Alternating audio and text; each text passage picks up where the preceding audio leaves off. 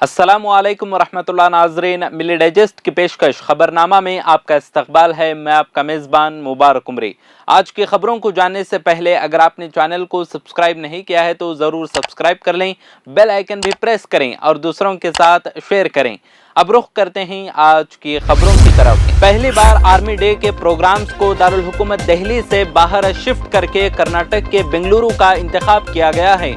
Army chief general Manoj Pande और दीगर आला हुकाम के साथ वजीर दिफा राजनाथ सिंह ने बेंगलुरु में आर्मी डे 2023 के प्रोग्राम में शिरकत की। दिल्ली 1949 से आर्मी डे की तकरीबात की मेजबानी कर रहा है। सदर्न कमांडर के स्टेशन कमांड के मुताबिक इस साल सिविल सोसाइटी के साथ गहरे ताल्लुक को आसान बनाने के लिए मुल्क के मुख्तलिफ फील्ड कमांडर्स में सालाना तकरीबात का इनेकाद किया जाएगा। कर्नाटक के कोस्टल इलाके मंगलूर की पीयूसी में पढ़ने वाली 17 साला तालिबा की खुदकुशी का मामला एक नया मोड़ इख्तियार कर गया जब पुलिस ने लड़की का वो डेथ नोट हासिल कर लिया जिसमें उसने अपनी मौत के लिए बीजेपी कारकुन हितेश को जिम्मेदार ठहराया है। इस डेथ नोट में कहा गया है कि हितेश ने उसके साथ मोहब्बत का ड्रामा किया और फिर उसे धोखा दिया। लड़की ने हितेश के जरिए हरासा किए जाने का भी इल्जाम लगाया है। लड़की के घर वालों का कहना है कि कुद्रेमुख पुलिस ने मुलजिम के खिलाफ एफआईआर दर्ज नहीं की थी, फिर सुप्रिंटेंडेंट ऑफ पुलिस के इंटरफेरेंस के बाद शिकायत दर्ज की गई है। विश्व हिंदू परिषद और बजरंग दल के कारकुनों ने मंगलुरु के करीब काउर के मजहबी मेले में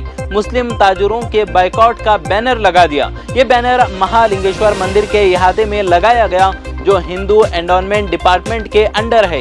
ये मेला 18 जनवरी तक जारी रहेगा। एक मकामी शख्स ने कहा कि इससे पहले ज्यादातर दुकानें मुसलमान लगाते थे।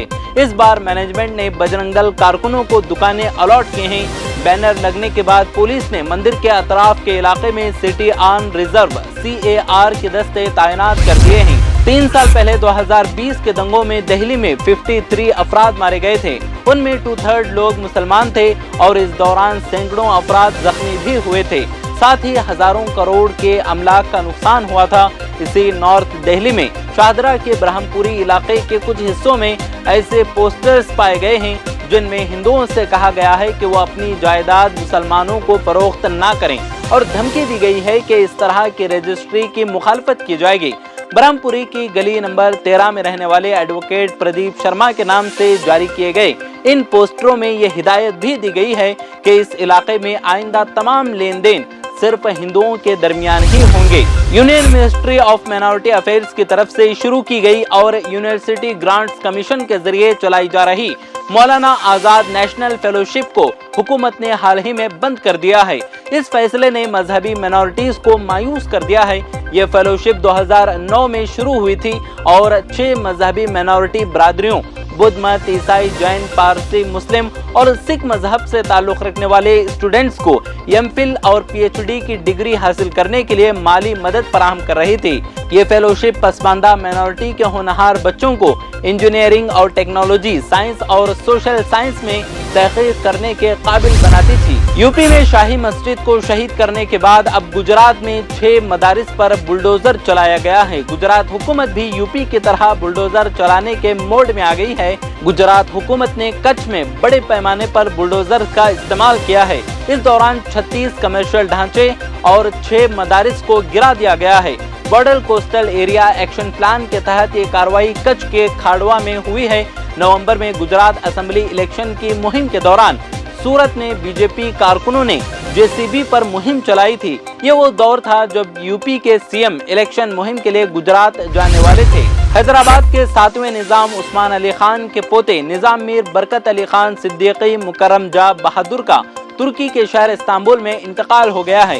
इत्तला के मुताबिक उनके आबाई वतन में दफनाने की ख्वाहिश पर अमल किया जाएगा। 17 जनवरी यानी कल निजाम की बॉडी को हैदराबाद के चौ मोहल्ला पैलेस लाया जाएगा।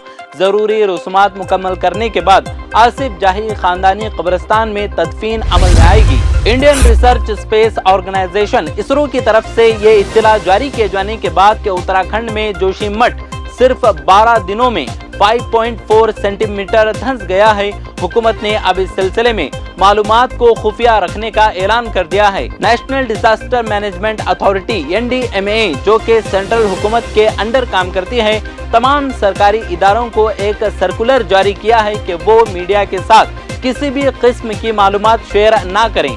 ये भी कहा कि जोशीमठ से मुताल्लिक कोई भी मालूमात सोशल मीडिया पर भी जारी न की जाएं।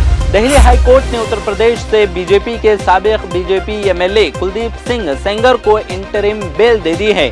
कुलदीप सेंगर को 2017 में उन्नाव में एक नाबालिग लड़की से इस्मतदरी के इल्जाम में उम्र कैद की सजा सुनाई थी। जस्टिस मुक्ता गुप्ता की बेंच ने जमानत मंजूर करते हुए कहा कि कुलदीप सेंगर की बेटी की शादी की तकरीबात चंद दिनों में मुकम्मल हो जाएंगी। यूनियन वजीर कानून किरण रिजिजू ने chief justice of India DY Chandrachud को खत लिखा है। उन्होंने अपने खत में सुप्रीम कोर्ट कॉलेजियम में बीजेपी के ज़ेरे क़यादत मरकजी हुकूमत की नुमाइंदगी के लिए कहा है। Supreme court collegium supreme court में जजों की तकर्रूरी के लिए जिम्मेदार है। इससे पहले सुप्रीम कोर्ट की आईनी बेंच ने national judicial appointment commission act NJAC को खारिज कर दिया था और कॉलेजियम निजाम के MOP को नए सिरे से बनाने की हिदायत दी थी, जबकि हुकूमत मौजूदा कॉलेजियम निजाम पर सवाल उठा रही है और सुप्रीम कोर्ट इसका दिफा कर रही है। बहुजन समाज पार्टी की सरबराह मायावती ने अहम ऐलान करते हुए कहा कि उनकी पार्टी आने वाले रियासती असेंबलियों और अगले साल लोकसभा के लिए होने वाले आम इलेक्शंस में किसी दूसरी पार्टी के साथ इत्तेहाद करके मुकाबला नहीं करेगी। मायावती ने कहा कि BSP की बुनियाद में कमी नहीं आई है। मुझे लगता है कि EVM में कुछ गड़बड़ है। अगर ऐसा नहीं है तो सेंट्रल हुकूमत और चीफ इलेक्शन कमीशन को आगे आना चाहिए और बैलेट पेपर पर इलेक्शन कराना चाहिए। पता चल जाएगा कि कितना वोट उनके पास है और कितना हमारे पास है। आज के खबरनामे में फिलहाल इतना ही। अगर आपको ये पेशकश पसंद आती है तो दूसरों के साथ शेयर करके हमारा हौसला बढ़ाएं। मिलते हैं अगली वीडियो में, तब तक खुश रहें, आबाद रहें। अगर आपने चैनल को सब्सक्राइब नहीं किया है तो जरूर सब्सक्राइब करें, बेल आइकन भी प्रेस करें ताकि खबरें आप तक बर वक्त पहुंच सकें। मजीद अपडेट्स के लिए आप WhatsApp ग्रुप भी ज्वाइन कर सकते हैं, लिंक डिस्क्रिप्शन में मौजूद है।